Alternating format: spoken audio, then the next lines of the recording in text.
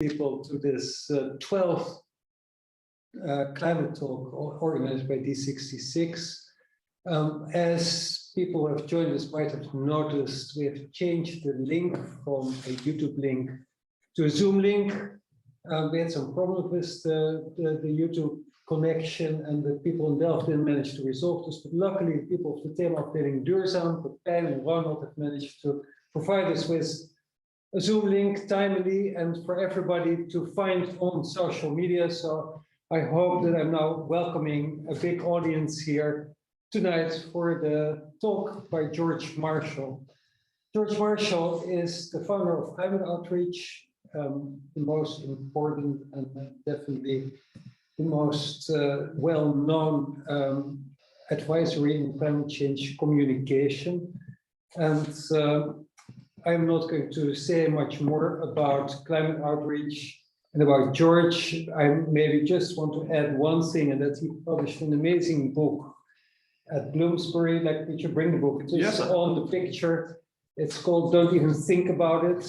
And it's really about how we are conditioned to ignore climate change. And luckily, people are more and more aware of like the issues that we have around climate change, and are more and more concerned and convinced that we have to take action. The climate outreach is still doing a huge job to get the buy-in for people for the measures that need to be taken, and we have to make big steps and make them fast. And this is still a big challenge to get people on the same page and really also get the governments to really support the work that has to be done on this level. I'm not going to talk about the book. I'm not going to talk further about climate outreach. I'm going to give the word to George Marshall. And after his keynote speech, there will be an opportunity for people to ask questions. And the people who are joining us online can post their questions in the chat, and then I will bring them into the discussion. Thank you for joining us. And George, the floor is all yours. Thank you so much, Thomas. Thomas didn't say that also you've made a very big contribution to climate outreach, because you have been one of our trustees for how many years now? 6 years. 6 years. So thank you very much for all of the work you do. I want to make sure, by the way, that everybody can hear this. So if you're having any problems with audio, put it up in chat. Yeah. I will. Thank you so much for letting me do this in English. I'm so sorry I don't speak Dutch, but I'm very grateful to do this in English. I will try and speak very clearly. If you have any problems of any language, please also in the chat say that. And also, I'd like to introduce myself, if I can, to my organization before I start. Let me just see if we're running okay here. This is the team of Climate Outreach. This was about a year ago. We're around 35 staff around the world, and I'm the founder, or the co-founder, and we specialize in public engagement, and that's what I'm going to talk about this evening. How do we get people involved and active on climate change? And especially, how do we reach for people who are not normally involved? And that is absolutely the most important challenge that we face. Just to say, I will not talk more about this, but if any of you in your work are using images, please do go to the website for our program Climate Visuals, which has a whole library of image. We're trying to change the visual language of climate change, as well as the spoken and written language of climate change. And you will find here a wide range of tested materials that work for images. So we do a lot of research, and we do a lot of listening. And listening is the most important part of communications. Both to listen to people to get good communications, but also, it is about engagement. We often say it is engagement rather than communications. Communications is, here's my message, I'm giving it to you. Engagement is, let's have a conversation where we have an interaction, where we have an iterative process where we speak to you, we hear from you, we change our policy, but policy develops through a process of conversation. And that is so important for climate change. That is why citizens' assemblies are such an important part of the process. They've been applied in Ireland, Scotland, France, of having a conversation with the public about policy. And this on the screen here, for example, is some of the conversations we've had with people, with women, with Muslim women, for example. What do they think and feel about climate change? What does it look like for them? In India, we ran a whole program across North India with this is Indian farmers sitting there doing a workshop with us. And in the bottom right, there's me speaking with a conservative association, because I've done a lot of work with conservatives. And again, this is part of a process of reaching people who are not normally involved. So we've got big questions, right? So let's have these big why, who, what, how, when, these kind of large questions. So why? Why do we need to talk to people about climate change? It's a bit strange here talking to a room and talking to you online. So I'm going to do both. Why is it important? Because maybe we could do things with technology, maybe we could do things with pricing, maybe we could do things with economic policy. Why is it important to talk to people and have this conversation going? And you go, well, first of all, because people have to be involved because they have to change their behavior. Yeah? We cannot do this just through technology. The Intergovernmental Panel on Climate Change, the IPCC, is estimating that to reach our target of 1.5 degrees, between 40 and 70% of that target is in the hands of people's personal decisions. So they have to be involved to make those decisions. Yeah? Because people can be part of a solution or they can be part of a problem, depending on their behavior. Within the UK, our own net zero target, Committee on Climate Change, says 62% of that is in the hands of personal consumption choices. That's a lot. So if people are part of it and we have a conversation with them, they're involved, we can do it. But if they are not, if they say, no, screw you, I'm going to do what I want, I'm going to drive my car, I'm going to fly, I'm going to eat what I want, we cannot achieve it. It is vital we have the conversation. Now, it's interesting, and look, I've looked at some of the research and there's a range of different opinion on Dutch attitudes, right? But it's interesting to me that in the Netherlands, there's actually a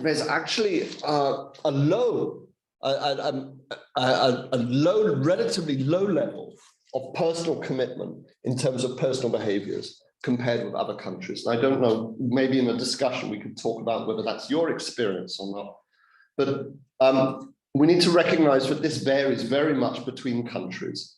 It doesn't mean that people don't want to do something, but it means that they are not as yet committed to it. But we can hold off on this because I would want to see more research, but this is what I saw. And also, by the way, just because people say they want to do something doesn't mean that they do. In any research, people are giving you the answer that they think is the right answer to the question. That is why we have to be very careful when we ask people, are you concerned about climate change? That many people say, yes, I'm very concerned. But then if you ask them, what are you concerned about? They don't mention climate change. So we have to be very aware that sometimes people give the answer that they think is the right answer. You know, in Britain, we've been asking people, do you support net zero? Yeah, do you support the government moving towards net zero emissions? And 2/3 of people say yes. In the research, though, 2/3 of people don't seem to be able to explain what net zero emissions means. So the answer they're giving is the answer they think they should go say, yes, I support this. I think very few people are aware of what that means for their lifestyle and for government policy. Anyway, another reason why we have to do it is because from a policy point of view, public engagement works.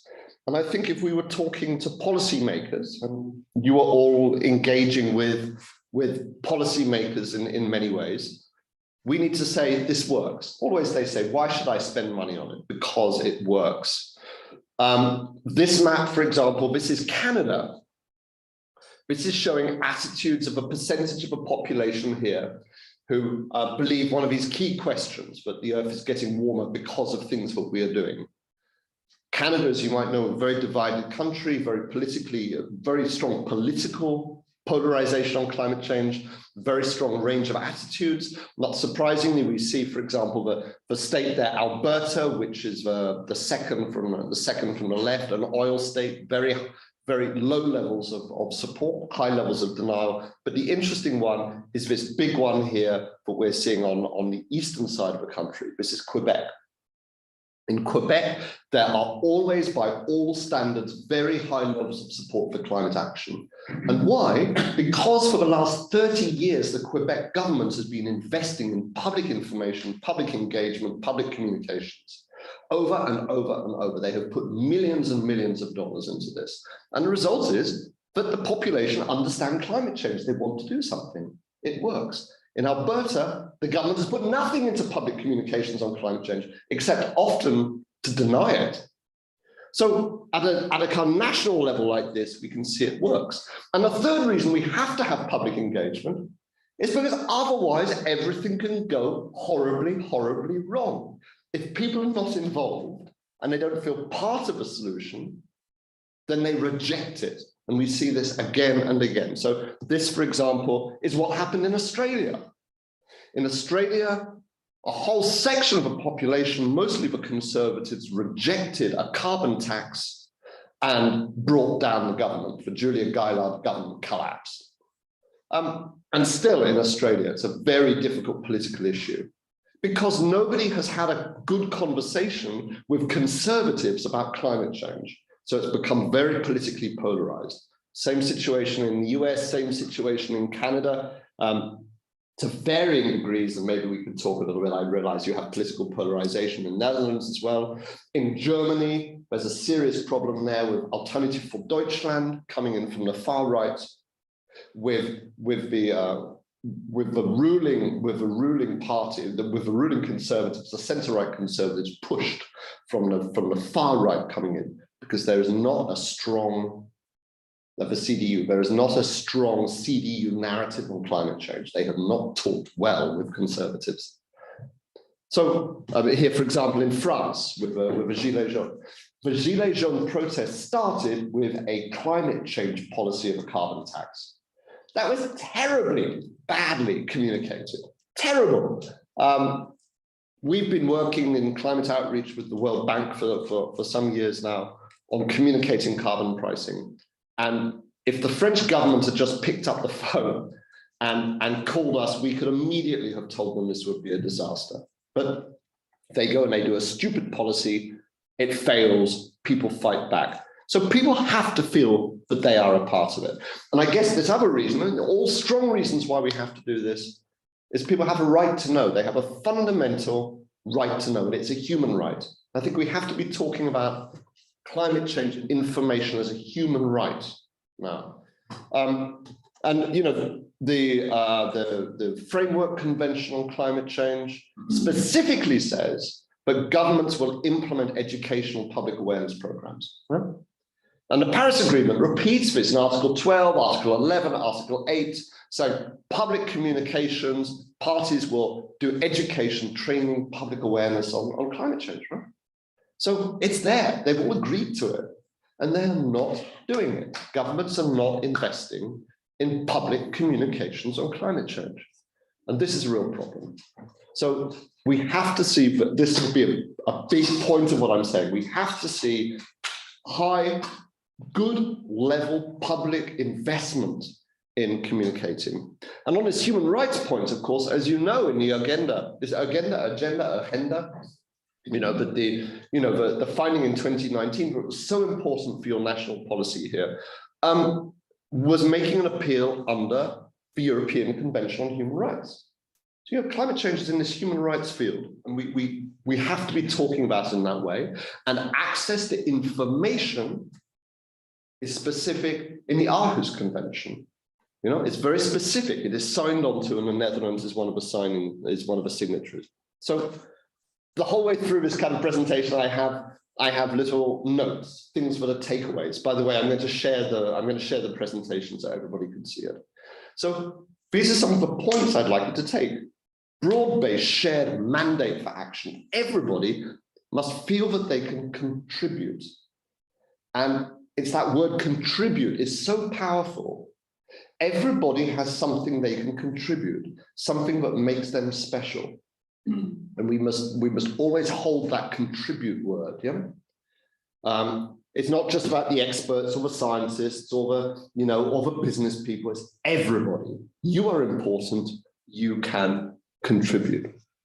Right. Next thing, what? The big question, what? So what do we say to people? And what do we, how do we do this in a useful way?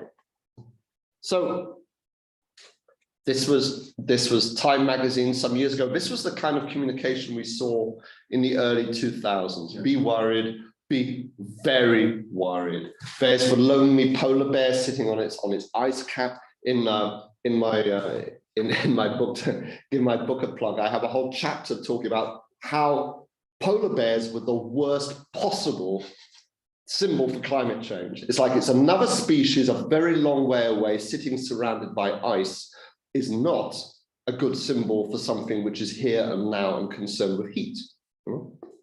So, like when people who are selling, manufacturers who are advertising fridges and freezers have penguins and polar bears in their advertisements for a reason, because in people's minds it's associated with cold. Right? So, but also this language, be worried, be very worried.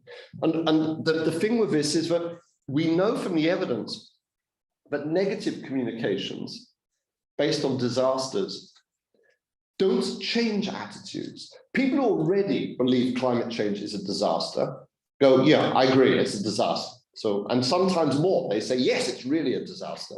But people who do not believe, who do not accept there is a problem, do not shift their attitudes because you tell them that.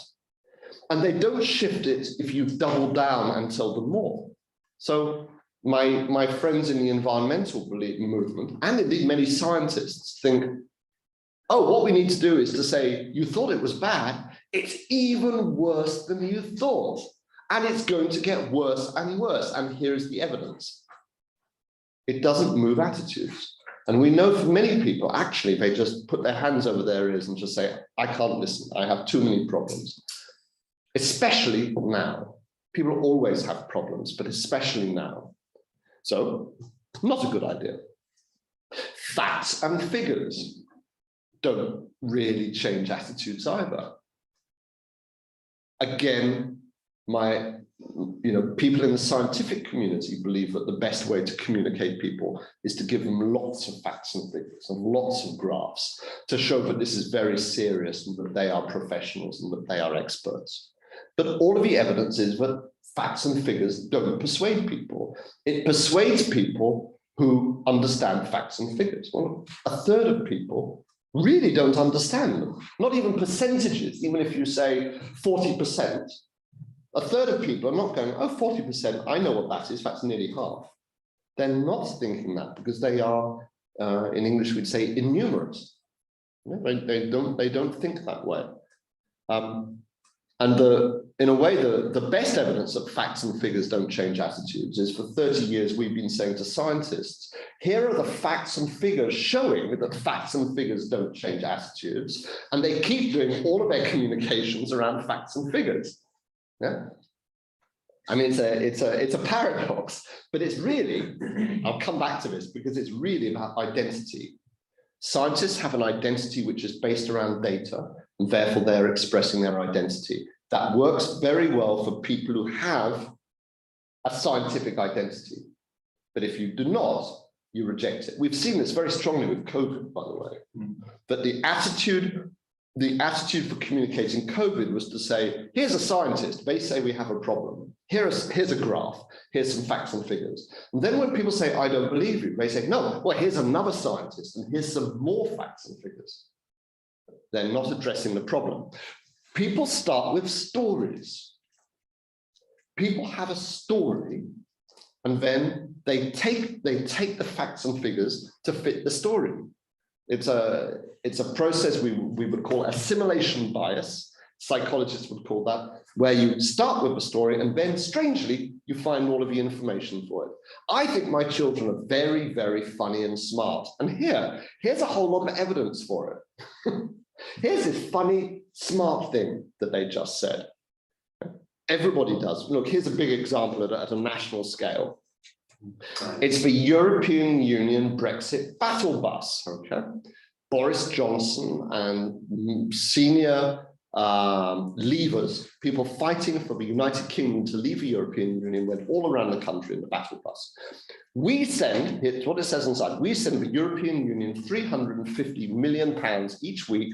Let's fund our National Health Service instead, okay? Figures? Not facts, it's actually a lie, but figures, sure. But the story is, let's take back control. That's the story. So this is an example of where people, including very well-educated people, were taking the story, we need to take control back from the European Union, and just finding some figures and putting it in. That's what people do. And if any of you have had experiences of arguing with people who are climate deniers who do not accept the science, they are often people who are highly intelligent, highly well-educated people who have a lot of facts and figures. Yeah? Because that's who they are. So this, for example, this is from a report we wrote for the Intergovernmental Panel on Climate Change. We've been advising them on how to communicate.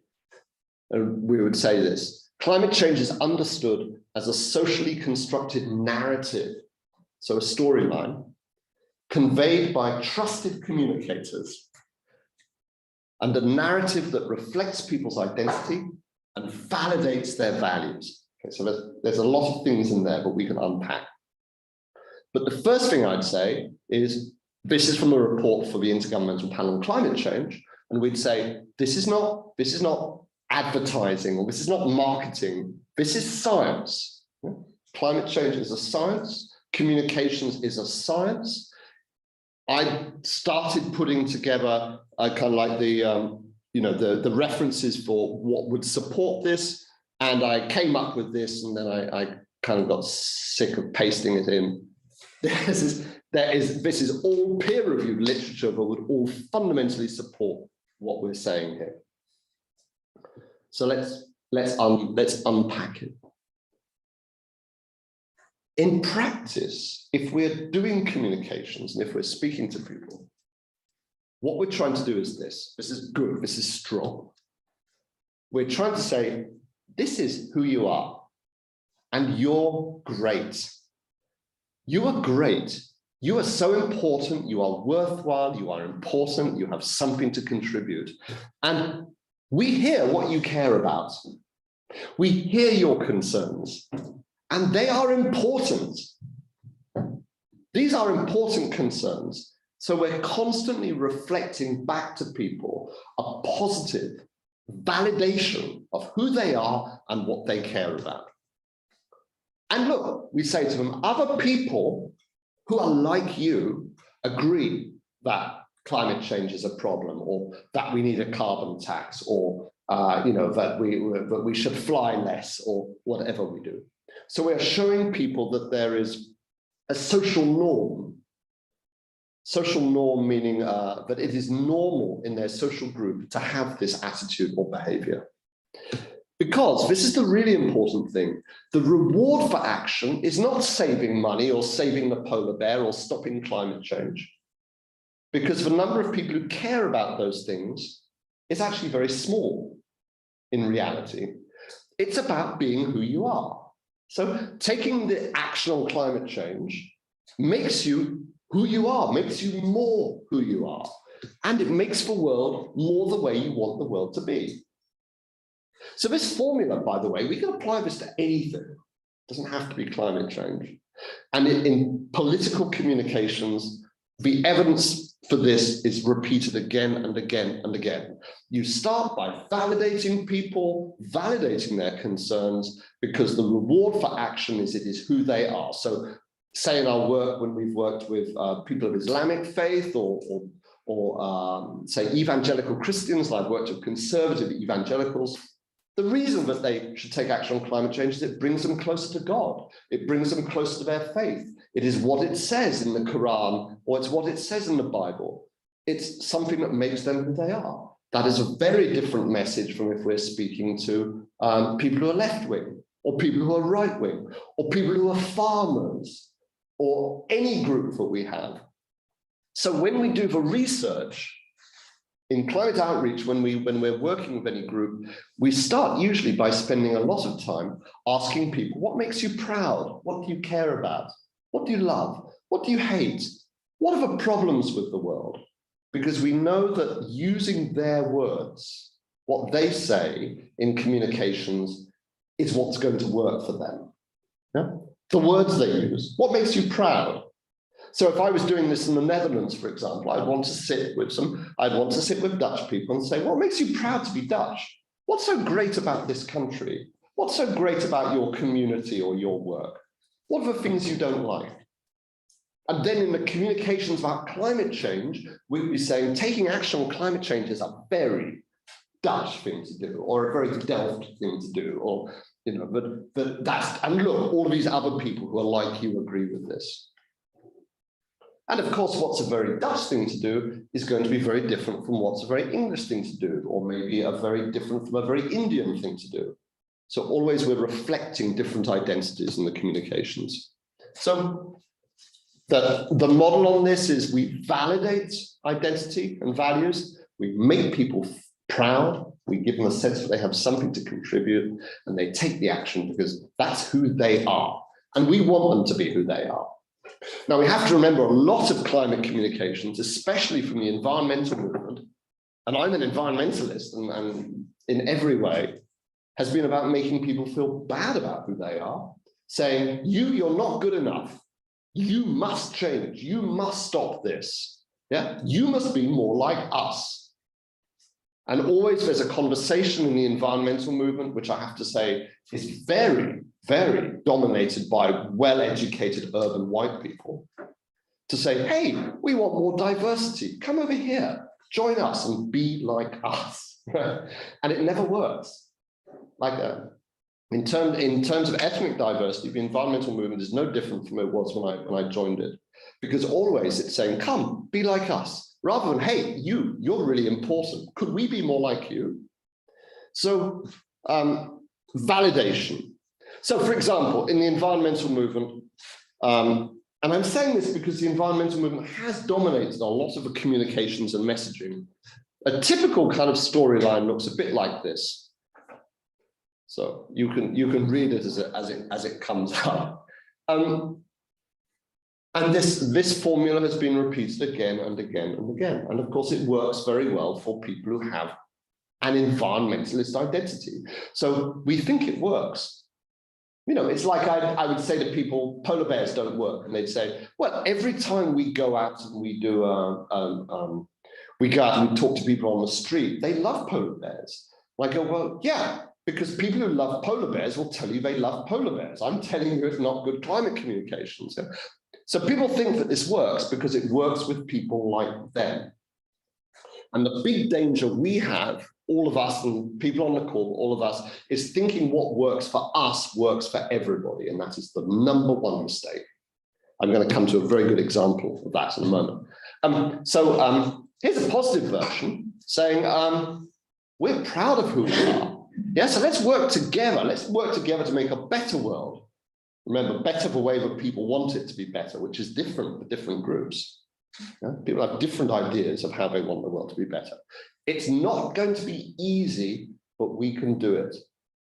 This messaging, it's not going to be easy. It's very interesting. We've tested in many different countries, comparing language to say, this is easy. Here are some easy things you can do. Here are 10 easy things you can do to save the planet. You know, that kind of language. Again, this is going to be bloody hard. This is going to be really difficult. This is going to be painful, but we can do it. And, you know, it's always the second one which works. It is always the argument of saying, we will be honest, this will be hard, which works best. So here, for example, around weather disasters. Typical storylines, again, often dominated by people who are climate advocates, say, those floods we had, look how much damage they did. And that's just the beginning, because you better get real, because this is going to get worse and worse. And this is the kind of, I worked for many years for Greenpeace, and this is the kind of communications that many organizations like that keep putting out, right? The storyline that works is this. Look at the difference. The imaging is around love, not despair. These floods we had showed how strong our community is, how we pull together to protect the people and communities we love. Now, the scientists are telling us that this will become worse, yeah? But we can do it. This will be difficult, but we can pull together because we've already shown we're strong. So we need to prepare to care for and protect the people and the community we love. Do you hear the difference? And the difference is not denying we have a problem, but it's about validating who people are and making them feel positive about it. And by the way, we've tested this in practice in many situations which are very conflicted about climate change. And we know that this kind of language works well. The next thing, as I said, is it's a narrative about identity and values delivered by trusted messengers. And the messenger is actually probably more important than the message. A bad message delivered by a good messenger is probably stronger than a good message delivered by a bad messenger, because people will look straight away at who is speaking and say, do I trust this person? Are they like me? Can I believe what they're saying? The big rule with trusted messengers are that they are people who are like me. There may be other things too. Some people are more trustworthy. Some people are better communicators. But generally speaking, the most powerful communication is when you hear something from someone who is close to you, who is like you. And advertisers know this. Advertisers know that word of mouth is the most powerful way to sell a product. Right? So here's an example. This is a housing estate in Britain.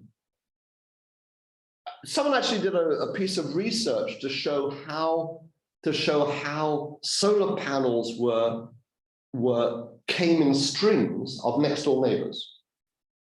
So, but you would have, and you can see this from the train, by the way, not just in Britain, you can see this in Germany, many places, maybe here in the Netherlands also. When you look out and you see panel, panel, panel, nothing, nothing, nothing, nothing, panel, panel, panel, it's like a rhythm, the dump, right? Because what's happening is that people are picking up from their friends and neighbors to get a panel.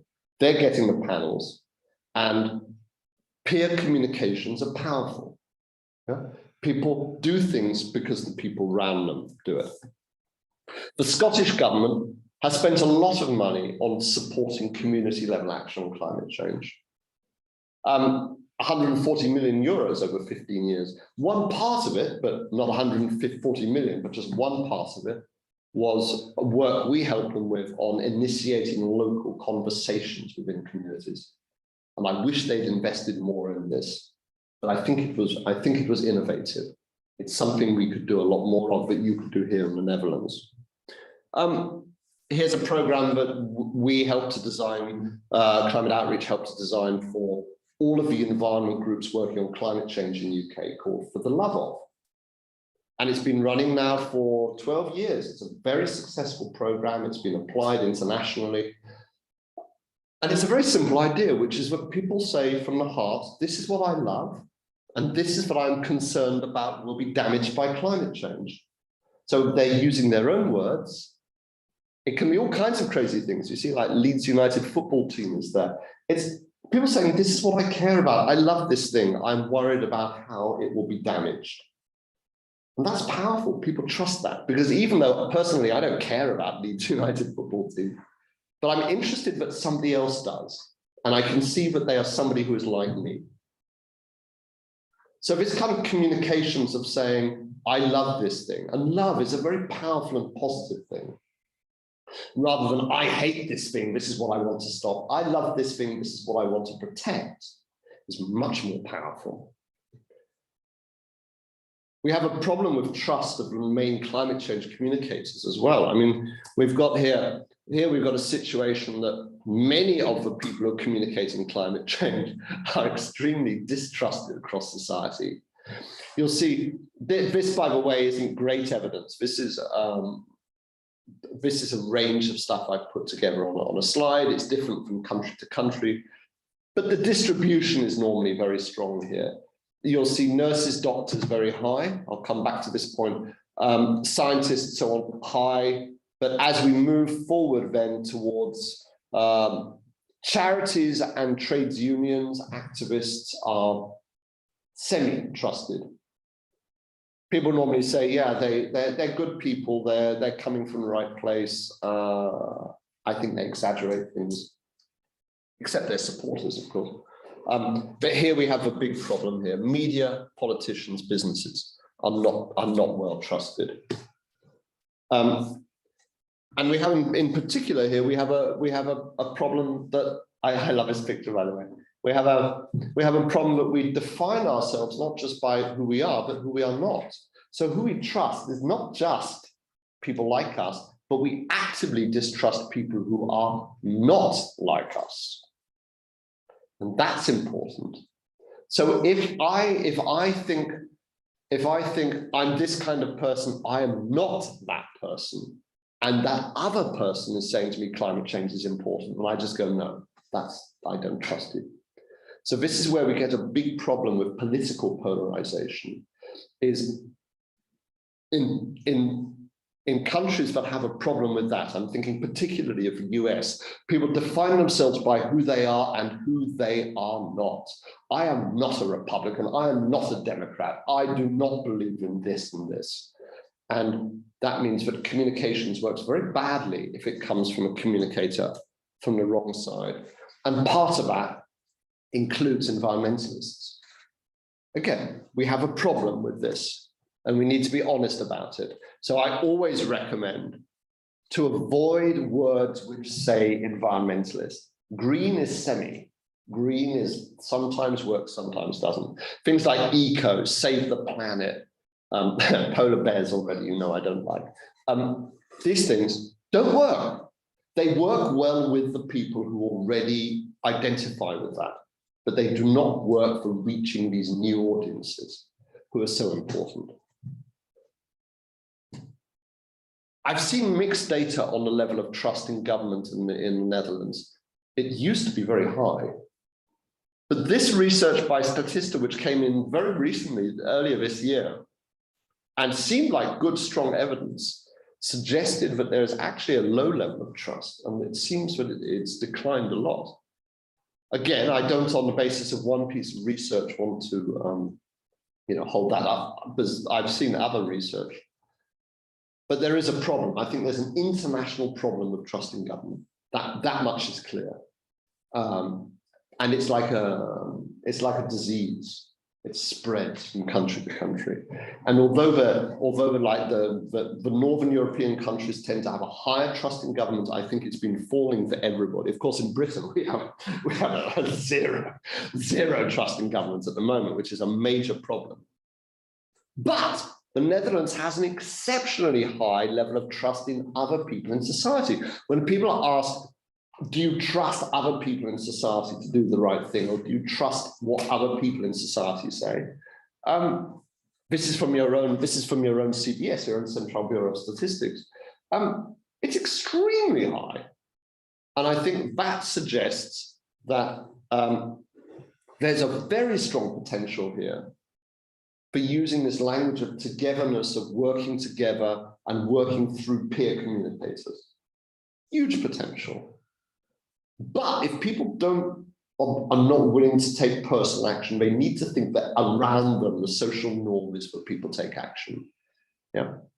And I think everywhere, communications has to come from outside government and media and environmental organizations. We have to have new communicators. New communicators speaking in new ways. So I wanted a little thing here, like a little break, if we can do the video. I wanted to show an example of a government doing climate change communications my own government, the British government, back in 2010, it spent £8 million on a public communications campaign on climate change. It was a Labour government. They had brought in the Climate Change Act. It was the last time the British government spent any money from central funding on communicating climate change. 12 years and we've done nothing. We've spent not one penny on it. You know, we spend millions on remembering the First World War, millions on oh God, communications on Brexit, millions, hundreds of millions on communicating COVID, nothing on climate change since this. But have a look at this, it's an interesting example. And let's see if we can get it to work technologically. Whilst you're looking at this, think, does it work for you? Do you think it works for the intended audiences? And what could be made better? The thing here is the intended audiences is the whole public. This was put out halfway through the most popular soap opera in Britain called Coronation Street. So the people who are watching this are families sitting on the sofa watching, they might be having dinner, they're watching telly, and then this comes out. Okay, let's see what we can do.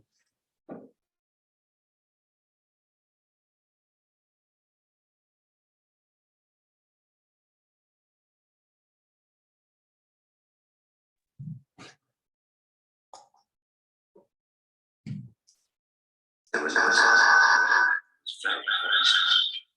there were awful heat waves in some parts, and others terrible storms and floods. Scientists said it was caused by turbulence, which went up to the sky.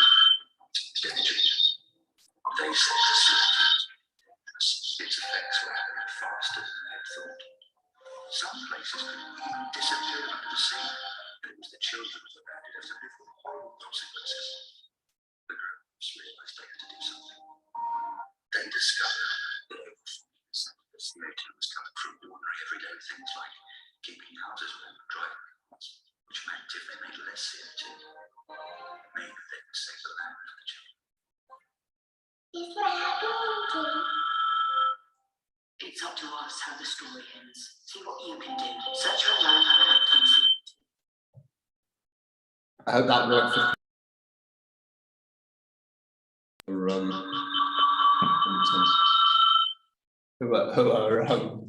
hope that worked for people who are watching. It was hard with the sound here.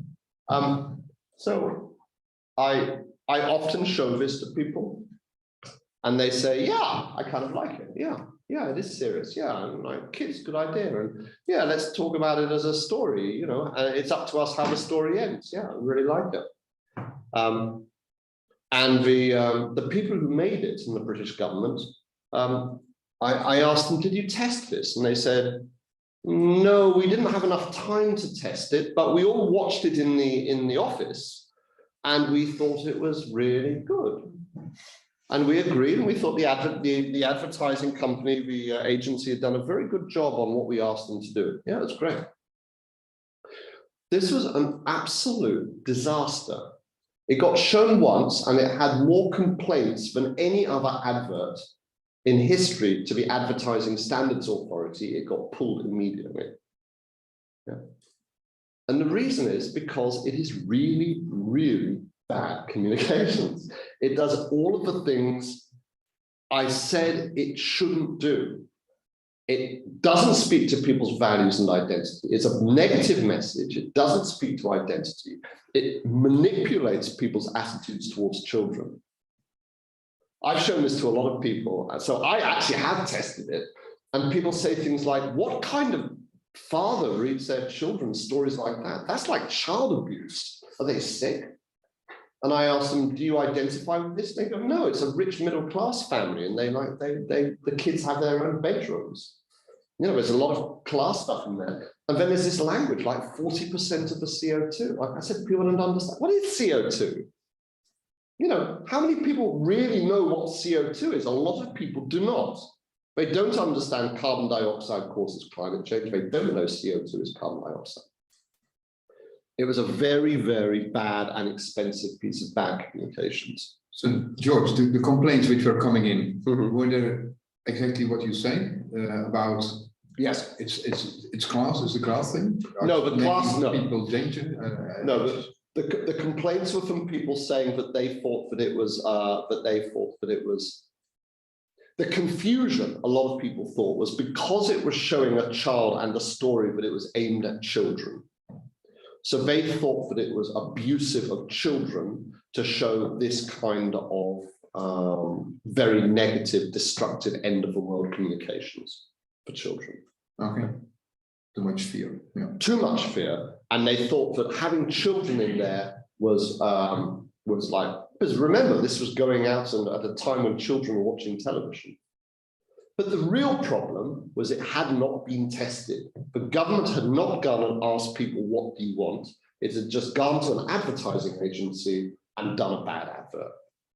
So that's like, you know, if you're speaking to your government here, rule number one, do not just go to an advertising agency, please.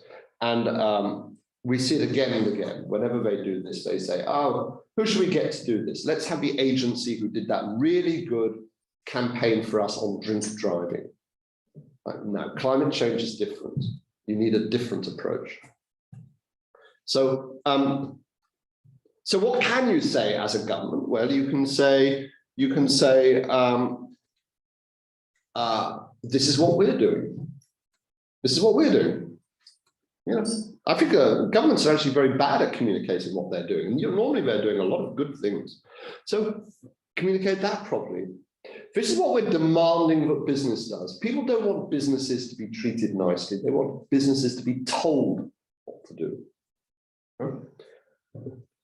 This is what we're helping communities and citizens to do. So governments are helping people. Yeah?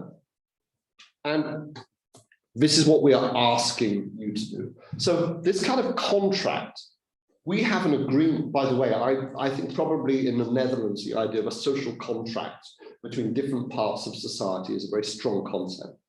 So this idea, we're going to do this, we're asking that you do this, we're helping these people to do this, we're demanding these people do this, is a form of contract. And this formulation works well, and it tests well. We've tested this. This is what people want. Yeah. They do not want an advertising campaign to say, here's 10 easy things you can do to save the planet, or are you doing your bit? What they want is they want to see everybody across society taking action together. Okay, I'm keeping an eye on time, so I will do this next part quite fast. Who do we need to speak to? Good research shows that of all of these things, attitudes to climate change, they are affected a little bit by gender. Women are more concerned than men, a lot by age. Younger people more concerned than older people. Income, education, and race, particularly because people on lower incomes, often people with lower education, of course, have a lot of other concerns, right? It's not they don't care about climate change, but they're struggling with a lot of things. But the big one are these issues over here, political identity.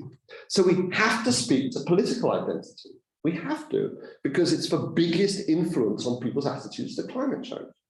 And that means we have to speak much better to people of more conservative values.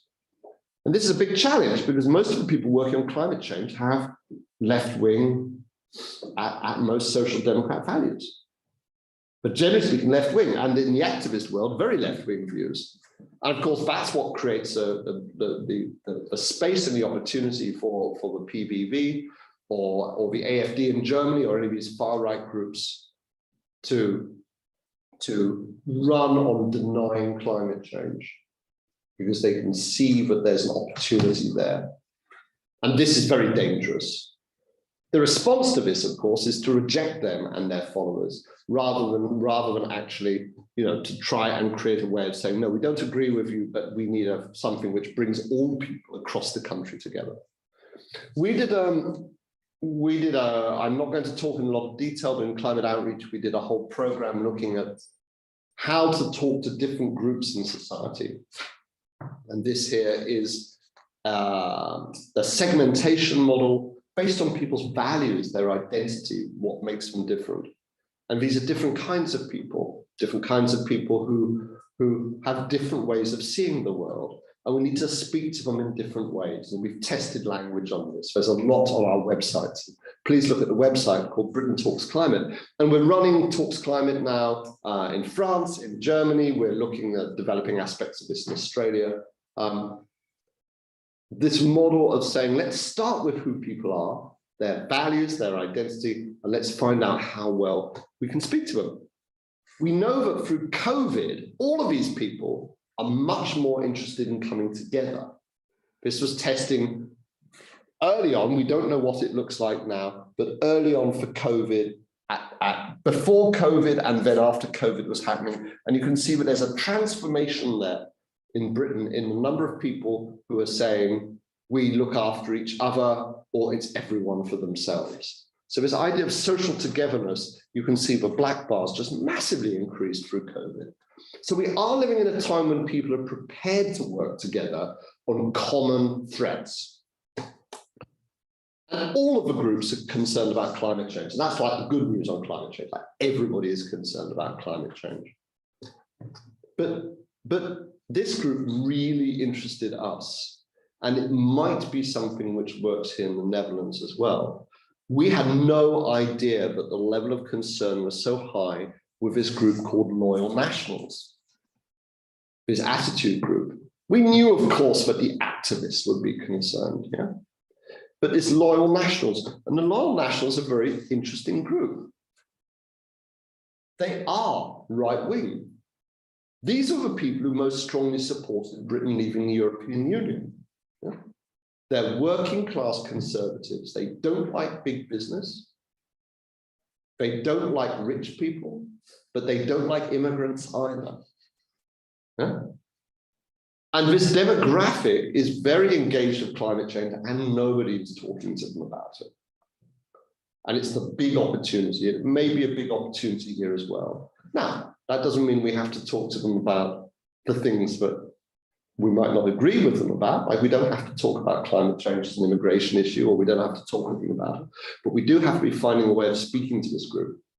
And no one was talking to them because especially because of the attitudes on immigration means that they were outside the area of what any of the people working on climate change wanted to talk about. But I want to be clear, you don't have to be far right in order to talk to conservatives about climate change. There's lots of opportunities to do it. We can maybe talk about that a little later. I'm just going to take a few examples in a couple of minutes and then finish. The thing we do know is that the normal way that politicians talk about climate change doesn't work. We tested in Wales. We were doing big testing in Wales, and we took all of the main ways that the government was talking about climate change, and especially the minister was talking about climate change, and we tested them, and they all failed. So there's a thing in politics where politicians think they know the best way to do things, and actually, they're just speaking from a political identity of what excites them personally. It does not work. This kind of language about, hey, there's going to be thousands of new jobs. People don't believe it. They say, show me the jobs and I'll believe you. That sounds like a politician talking. Yeah. People don't like wind power. That's changing now. If you say to people, hey, it's very exciting, we can all have electric cars, people go, well, I can't afford my car now. So why are you telling me I'm going to have this new expensive car? So we just need to remember that most of the ways that government already talks about climate change don't work, or have certainly not been tested. Talking about big business doesn't work. People don't trust big businesses, especially people on the conservative side. Grassroots, working class conservatives, this group that's so important to reach, say, I'm very suspicious. Big business is greedy. They're all out to make money. So this kind of language of saying, hey, big businesses are supporting action on climate change. Corporations are taking climate change very seriously. Doesn't work. We can be very confident of that. But talking about small businesses can work. You know, having small people saying they're very proud of how they built up their business, that works. That's not big business. That's somebody who is making a go and working hard. People like that. So about health, I think the big lesson is don't talk about environment, actually. It's they talk about climate change as an everything issue. If people are concerned about family or heritage, or if they're concerned about independence or security, you know, in Eastern Europe, you can make a very, actually across Europe now, you can make a very strong case for moving to renewable energy by simply talking about security and Putin and not talking about climate change. We have to talk about climate change, by the way. We should say these reasons, and climate change. So don't forget the climate change. But there's so many reasons for people to do things or to be involved which are not about environment. So climate change should never have been an environmental issue.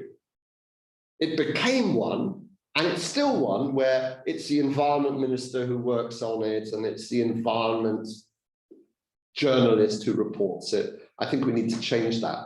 So when we advise governments, we say, get every minister talking about climate change. The big one and the big opportunity, of course, is health. Everybody is concerned about health.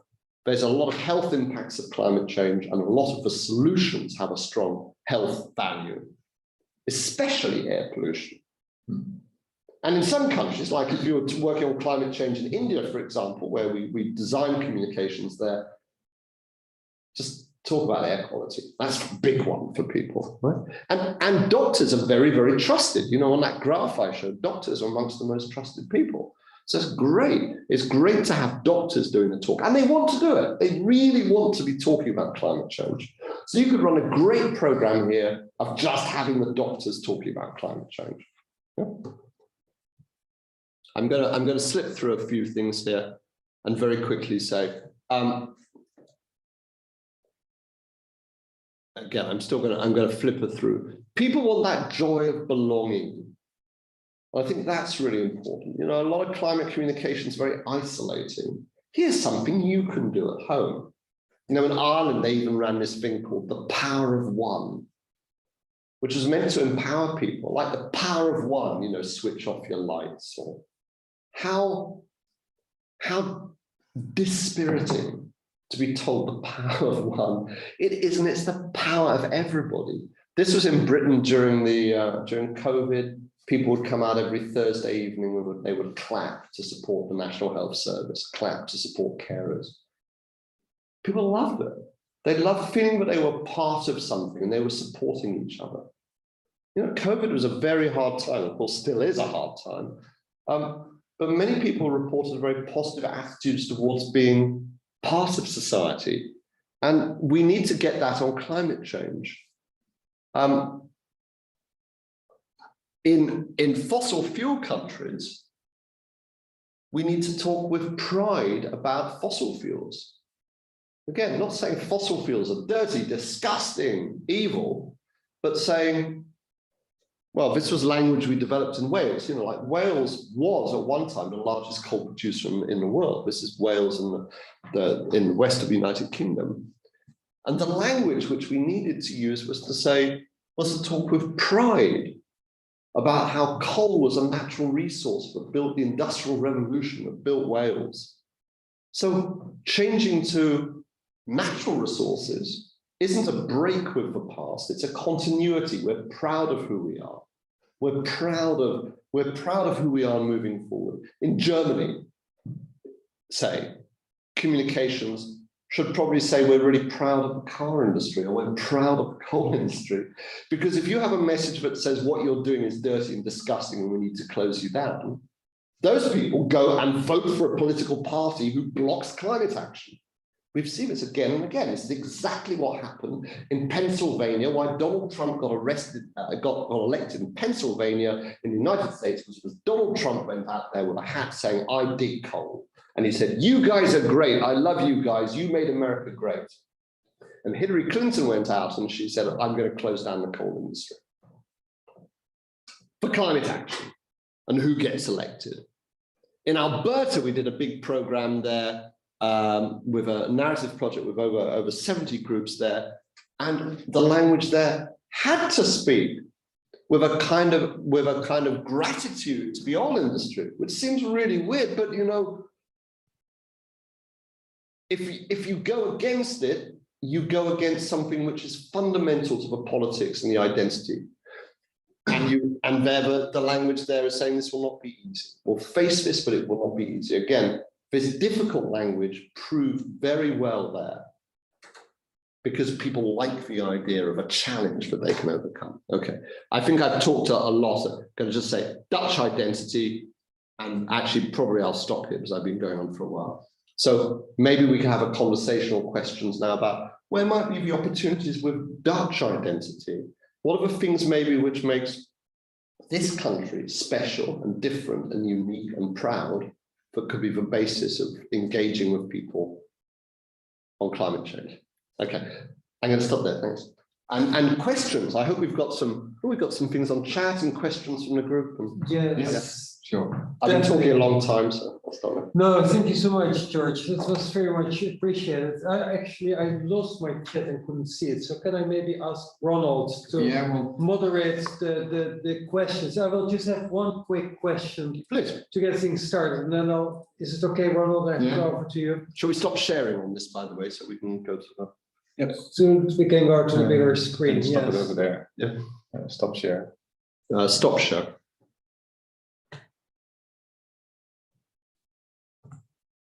The green button on the bottom. Yeah. Is that one there, It's isn't top it? of the screen. At the top of the screen. Yeah.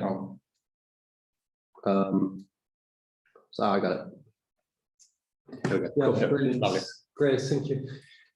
No, thanks for your talk. First of all, it's very inspiring. It's brilliant. It also shows us there is a lot of work that we can do to improve our communication. The question that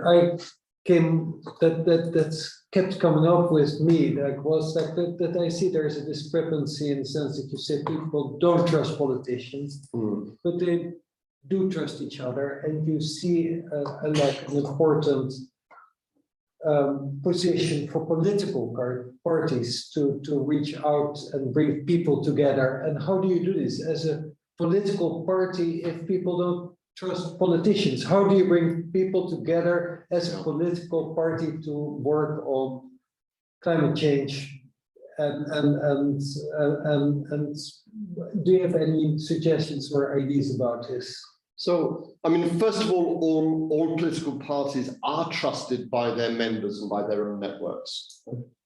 Yeah. So we could do a lot with that. Something I was always trying to get funding for in Britain was to fund a national roadshow going around the local offices of the Conservative Party, running a Conservative Party presentation on climate change. By the way, no one would fund it. That was interesting, right? Because none of the climate change funders wanted to fund anything that was working with the Conservative Party. Great.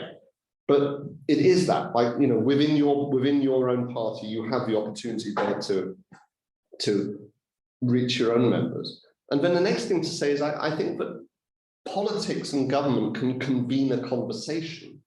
It doesn't have to lead it. I mean, one of the things I think would be allowing the opportunity to ask the public what they think. Would be, again, I'm very interested in these citizens' assembly models that have been working. I think also governments can fund it. I guess this is one of the big points that I would say is that if you trust the people who are like you, is there a way that governments can fund people to start that conversation without doing it themselves? So like I said, I think that governments and political parties can speak with authority for themselves and their own audience and what they are doing. But I think the most important thing is to fund people and support people to have a conversation in their own networks. So, for example, I already mentioned faith groups. Great, let's have Christians speaking to Christians, let's have Muslims speaking to Muslims, or Hindus speaking to Hindus, right? Let's have farmers speaking to farmers. Let's have truck drivers speaking to truck drivers, or trades unionists speaking to trades unionists. And again, if you know what I think would be the best thing to do would be, say, for the Dutch government, like I said, that happened in a little bit in Scotland, for the Dutch government to have a budget to support people to talk about climate change in their own networks. And we know this works. By the way, in Britain, the government spent a lot of money on communications on COVID. Normal things, advertising agency comes in and, it's the government speaking and they're not trusted. And then they realized that there was a significant part of the population that was not getting vaccinated. So then what they started doing was funding people in those groups to go and start a conversation about COVID with people in their groups. And that's what made the big difference, particularly ethnic minority people, particularly South Asian origin ethnic minority groups. Were very distrustful of the government, getting a lot of social media about COVID, against vaccination. So the government's funded groups that worked in that network to start communicating about COVID with people like them. That was always the answer. And in Australia right now, there's a lot of work going on through funding, like the National Farmers Association, have a conversation with farmers. I'm sure that would be a great issue to work with here in the Netherlands. I advised Media Defensie here on ways that they could start communication working within farming communities. And again, it was, how do you find farmers to talk to farmers? So I think the message is to keep away from parties, and the message should be delivered by people that are part of the community independently from their political views. I think so. Yeah. I think so. And I think also, I mean, something I always say is, like, think of this as being like a literacy campaign. Yeah. If you want to reach people and improve literacy, first of all, you address the places that have low levels of literacy, and then you think, how do we reach those people and encourage them to come and have classes and learn how to read and write? Yeah. And so it needs to be saying, where are there parts of the population which do not understand and are not supporting climate action, and how do we reach those groups? And that's not a political way of thinking, because politicians think, how do we speak to the people who are going to vote for us? But for parties like D66 or parties that are on the center left, or progressive parties, you've got to stop thinking like that. You've got to start thinking, actually, we have to find a way of how to encourage people on the more conservative side of politics who will never vote for us to have a conversation on climate change, or they're going to vote for somebody who blocks your action. George, maybe we can go to one of the questions in the Please. And you can even read them. Theo Horbach has a question. I don't see Marshall. Yeah, you can see Theo. He's in the middle. What is effective communications to break through the narrative of the NIMBY in not in our backyard? Yeah. And windmills in a community. So how can you break that? It's very interesting. It's very interesting on. Thank you for asking that. It's very interesting on windmills, but there's an enormous difference between countries. So very interesting if you have this in the Netherlands to compare with a situation in Denmark, which is so close by, where there's a high level of support for wind farms, and the support appears to be the sense that people have an ownership of that wind industry.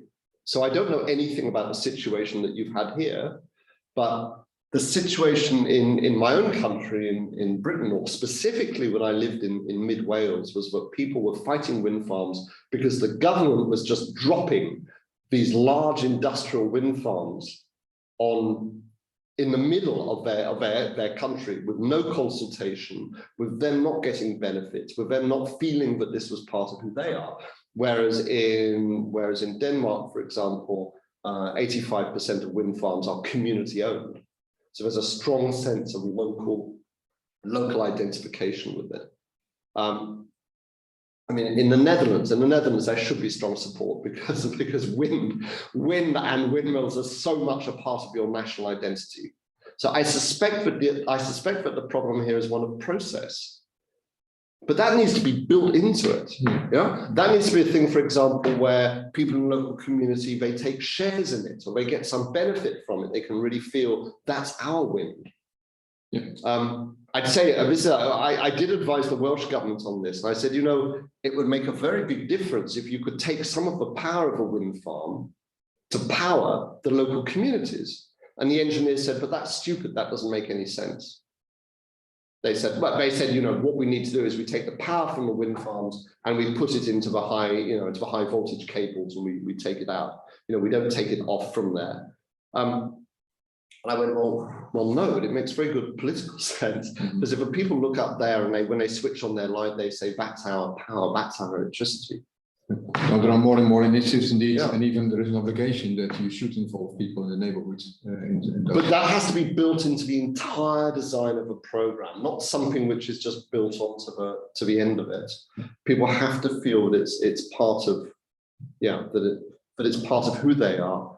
And what we saw in Wales was that people's identity was built into resisting government taking things from them. So, as an interesting case, this is, say my own country in Wales is a country which has had hundreds and hundreds of years of English capital extracting resources. So wind just becomes the latest. So this was an area where down the road from me, an entire village was drowned for a reservoir of water to take water to Liverpool over in England. So now wind comes along, it's the same thing. What they were going to do is put up big windmills to take all of the electricity out to England. And people were even saying, don't steal our wind. Because it's part of a story. It's like what that thing again I said is it's a story, and people start with a story. English people come here and steal our resources. And then it all fits in, Yeah, but then again, if I understand correctly, your message connected to the question that came in, we have the problem of convincing people that don't think like us. And in this specific situation, I would imagine you made the example, right-wing people, strongly nationalists, and so forth. So one message could be, look, we might depend from other countries when it comes to energy. If you accept to have a wind farm in your backyard, you make the Netherlands fully independent, totally energetically. Independence is a powerful, energy independence has always been a powerful narrative. When I was working with far-right groups in the United States, it was very interesting to me that many of them were installing solar panels on their roofs, right? And they were doing that because they were so passionate about being independent from the large utility companies and from the government. They wanted their independence. There was no talk about climate change. They certainly weren't environmentalists. They were doing it for that reason. Of course, energy independence is dangerous in the Netherlands because you have gas. And so if you go for the energy independence argument, we've got a lot of tension in Britain at the moment about this, where the Conservative Party is saying, yeah, we need energy independence, so we're going to issue more licenses for the North. But then we have not in my backyard. The people of Groningen really do not want gas to be extracted. So that's right. Then then we have the problem that if we encourage people to have this not in my backyard attitude on gas, it can flip over to other things as well. But but the answer is always going to be the same thing, which is making people feel that they have an ownership and an identity and speaking to it, and not having the government say, this is what you're going to do. Okay. George, can we take the second question from Marie-Louise? You are mentioning to underline in the communication on climate change that everybody can contribute. What kind of contribution do you suggest in case people do ask you how to contribute? Of course, thank you for asking. Of course, it completely depends who they are, right? So, if you've got a room full of people who are powerful CEOs of large businesses, the answer you give them will be very different from if you have a group of people who are from a local community, right? If we're talking about the general citizens, I would always say the biggest contribution is to talk about it. The biggest contribution that people can make is to start a conversation with the people in their own social group. We're all a part of different networks, friends, family, community networks. I'm sure in the Netherlands there's a lot of civil society groups that people are a part of. And I think the biggest thing I'd always say actually is to have that conversation. A big problem we have, particularly with more conservative traditional people, is that they don't talk about climate change. They have a kind of a climate change silence because they think it would make them look stupid or make them look left-wing, or, you know. And actually, if you ask people from these groups, how many people do you think in your, you know, who are like you are concerned with climate change, they get it very, very wrong. They really underestimate it. You know, it's always the majority, but they think it's much less. So I think it's making that concern visible. And, you know, I think so much of the progressive change we've had over issues of gender, or you know, or sexuality, or attitudes to women, or racism, or all of these things, has been about people initiating a wider public conversation, and creating the space for people to do that. You know, like creating the space where you can say to your workmate, I don't think that joke's funny. I think it's racist. Allowing that to happen. So I think, you know, I think in terms of a contribution, I think it's that I don't tend to lecture people on lifestyle choices, because I think that's a very personal thing. I think on lifestyle, I think the big thing is mindfulness, like just being aware of what you're doing and asking, do I really need to do that? Do I really need to have that flight? Do I really need to have that holiday? You know, do I really need to eat that tonight? Just being mindful. Yeah. Okay. Yeah. We have one question from the room. Yeah, quick question. Yeah. I'm really curious about your opinion. We have seen that there is a lot of distrust in politics in general, in politicians. So I was wondering, what's your opinion? What political party then should do, you know, to engage people? So should a political party give up, or maybe there are other ways to engage people, you know, for instance, in climate change or in other talks. So Yeah. What would you suggest then? Because I don't expect somebody, you know, from this table to go to the table of VPD or PVD and then talk about. Yeah. So I mean, it's a broad question. Okay, but I mean, you know what? If I was talking to politicians, I would use exactly the same structure that I suggested there. I would say you are very, very important, and what you do is very, very worthwhile. And thank you for the work that you do. By the way, when I meet politicians, I always say that. I always say thank you for your public service and everything you do. I know it's very difficult for you on this. So the first thing is that politicians need to feel that what they're doing on this issue is not a waste of time, you know, or that you're expressing on this. I think the arguments there are also very strong in terms of saying, look, you have to find a way of starting a public conversation, because if you don't, your climate policy could just blow up. You know, and you could do good climate policy and it doesn't work because there's a change of government.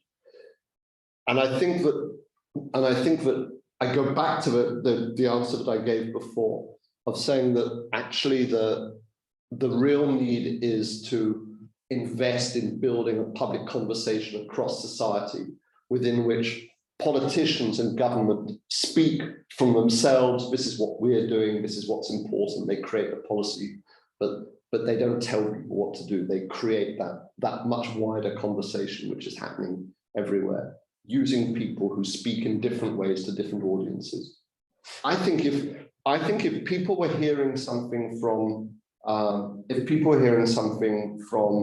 you know, in their local community, magazine, in their church, in their trades union, from their doctor and from their politician, I think that the politician message would be much more powerful. I think the problem is that people are not hearing all of those, they just hear them. So, you know, so politicians are not, but politicians have a voice, yeah? But I think that their voice is to enable people, not to tell people. like saying, we are making it possible for you to do something about this. By the way, I also think that we should have no debate about climate change. All politicians should be saying, I know that you are concerned about climate change. This is what we are going to do to help you and to bring people together to take action. I don't know if that's quite answered. It's a, it's a much bigger question. But do we have a there is another question from is it okay? And also here in the. Okay, Yeah, but so I will try to- and be very quick. So I'll give but I prefer to first Yes, from sure. the people on the online Yeah. from Clemens. What is your opinion on the importance of the level of education before taking action? And do we first have to educate people and then take action, or should we do differently? I'm afraid I think my answer is going to be fairly obvious, but it's both. I think for many people, the action is what makes them do things. We know from the research, for example, that if you can get people to take an action, they then create the story that they're the kind of person who takes that action. So we know, for example, with recycling, that we have persuaded people to recycle things, and now they define themselves as being people who recycle for all of the good reasons for doing it. So a kind of didactic approach that says, this is climate change, this is what's causing it, this is why we need to take action, this is what you will do, doesn't always work. It's actually very good to say, hey, get an electric car. They're really clean, they clean the air, they're great to drive. Oh, and by the way, these are the reasons we need to do a climate change. So you can start with the action, but this is the big but people do not make a strong connection between climate change and burning fossil fuels. We think they do, but they do not. Really? Yeah. Dear God.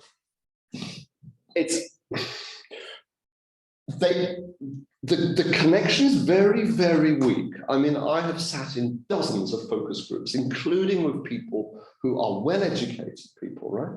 So in this area of who are already in theory educated.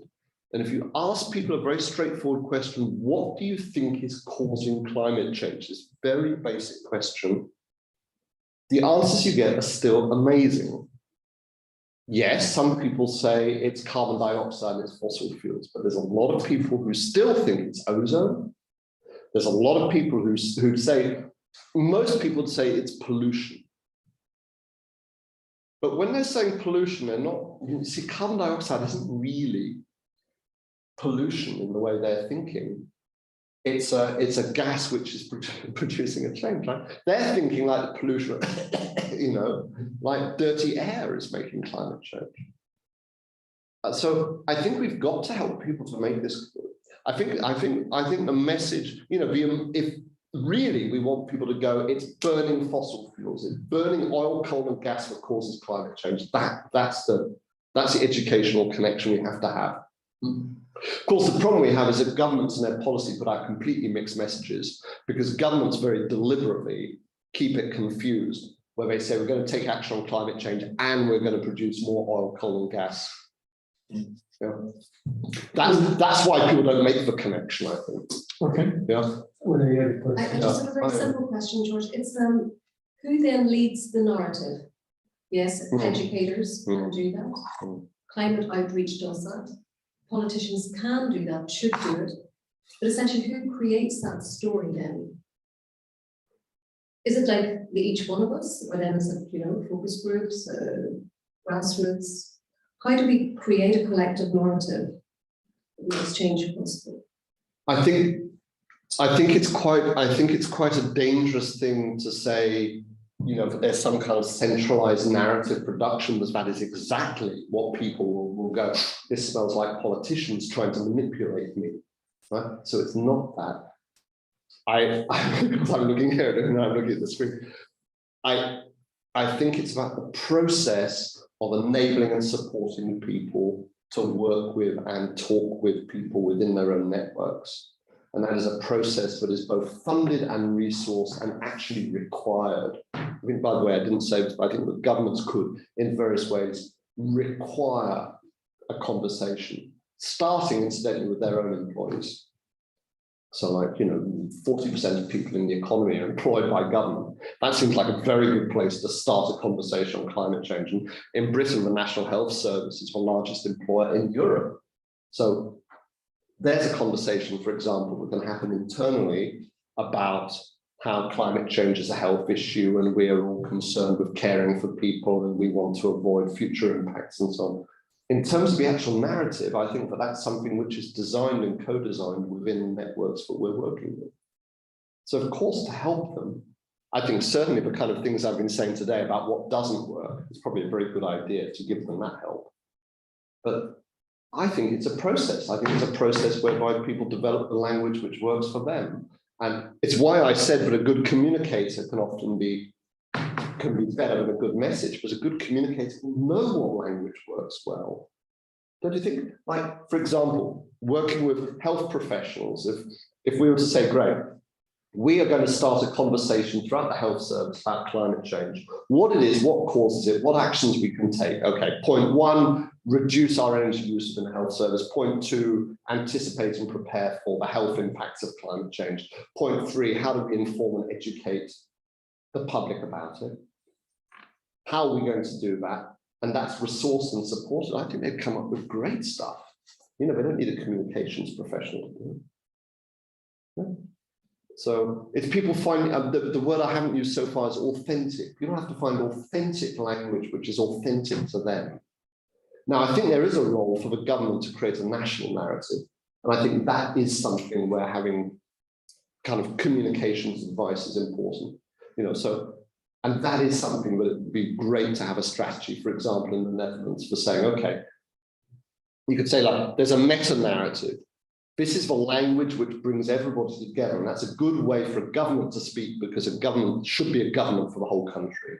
What makes us proud to be Dutch? What are our special values? What are our ways that we can talk about this, right? That's the meta-narrative. And then within different audiences, supporting those audiences to develop their own communications internally. Okay. There is another question coming from online. So you wanted to ask? Oh, sorry. Can I? Yeah, sure. Yeah. I didn't see. Yeah, thank you. Yeah. Yeah, I'm wondering, I mean, I like your presentation on positive communication and affecting attitudes, but how do you actually affect attitudes with positive communication if the values are completely different? I mean, we have Trump, here we also have politicians and a bigger party or a bigger group of people who are really the non-believers, who criticize almost everything and how things go. Everything is horrible. How do you actually change attitudes? Well, maybe not with the politicians, but with the people who are the strong non-believers. How do you do that in your opinion? I think the first thing is we have to recognize this is a long game. Yeah? This isn't for one government, or this isn't for one government term, or this should have started 20, well, ideally 30 years ago, certainly 20 years ago. There should have been an ongoing, steady, supported program, like, as I said, like a literacy program that was about informing and educating citizens about climate change. As the Dutch government, the British government, the whole European Union agreed to in the Framework Convention. Right? So we're not going to win people over straight away. What I would say is that populist politicians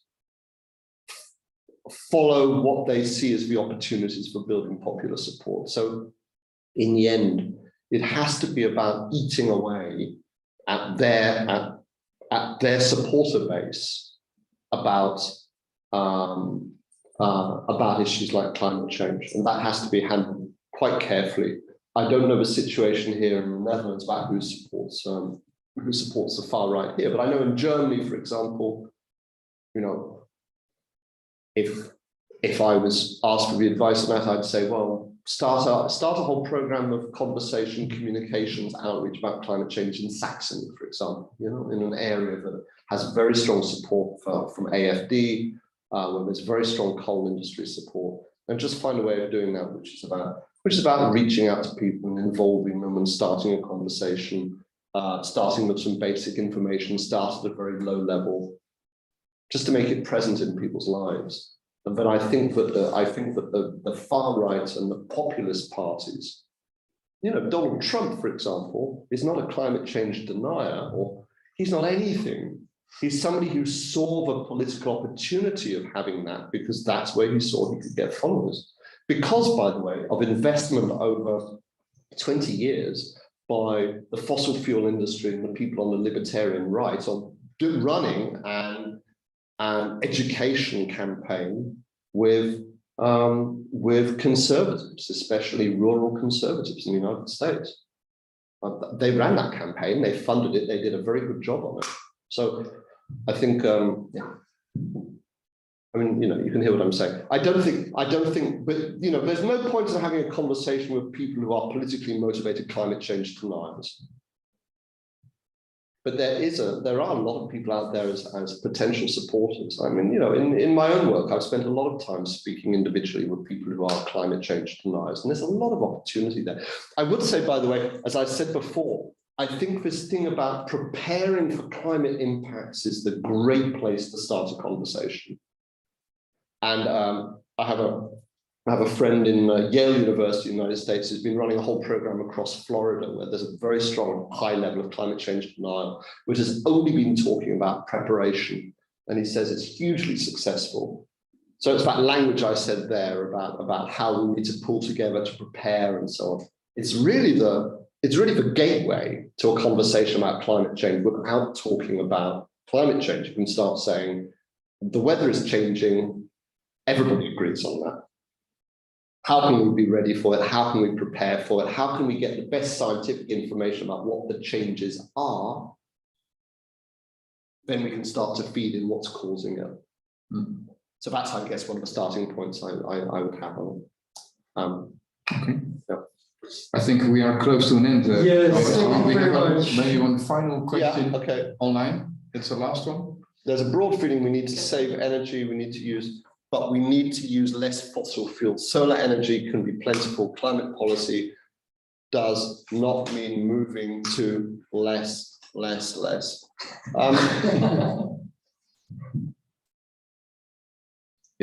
I think that question is that we shouldn't focus too much on less, but on different. Yeah, I mean, in the room here, I know we have energy experts in the room. I'm not going to answer that. My understanding of it is that actually we need to use energy much more efficiently. What I would say is that there is a point, and I would agree with you there, in terms of using this language of less, lower, reducing is not good communications for many people.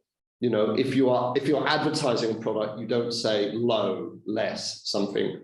You say more.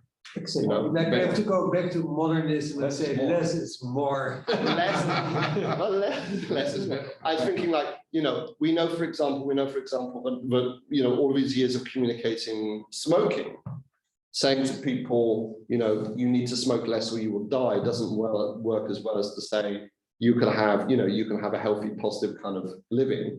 And a lot of the communications built into the framing in communications, you know, we talk about the framing, like the way that people make mental connections with language. When we talk about low carbon society, people hear low and people don't want to be low, they want to be high, you know? So, but yeah, so I mind you, we are going to have big energy saving. By the way, a big conversation we're having in Britain at the moment, which is long delayed, is about an enormous investment in building stock to improve the energy efficiency of buildings. And that, again, should not be about low. It's not like paying less money for your fuel. It's about having comfortable, clean, modern, healthy, efficient houses ready for the 21st century. So all of these positive things rather than having less. So let's get high on healthy living. Yeah. Healthy or whatever works for people. Yeah. Whatever works for people. So the starting point for anything would be like, what gets you excited? What are you proud of? What do you like? And then how can we build our message around it? And how can we show you that last line? I guess it's my last thing would be say that taking action will make the world more the way you want it to be. So if you have a vision of a world which is about more, how can this make it more? Or if it's about community, it creates more community. Or if it's caring for your family, how does having a well-insulated modern home help you to care for your family? So it's more. Yeah. Okay. Thank you very much, George. I think this is a brilliant.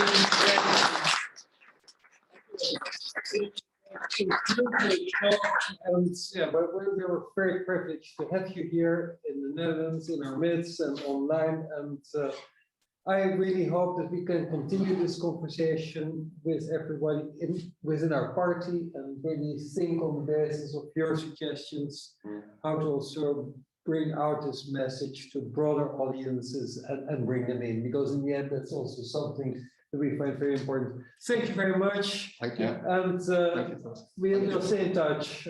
All the best. And I will share the presentation with the people here, so we can provide that to everybody online, including we can share it with anybody who couldn't make it this evening and is watching the recording. That's brilliant. Yeah. Thank you very much, all of you, for joining us. Thank you very much to Thema Afdeling Duurzaam, to Ronald and Pepijn for taking good care of this presentation and of us. And I'm sure we're now going to extend some thoughts and maybe have dinner. Yeah. Okay. I like that. Our plan for now. Okay. Thank you, everybody. Goodbye.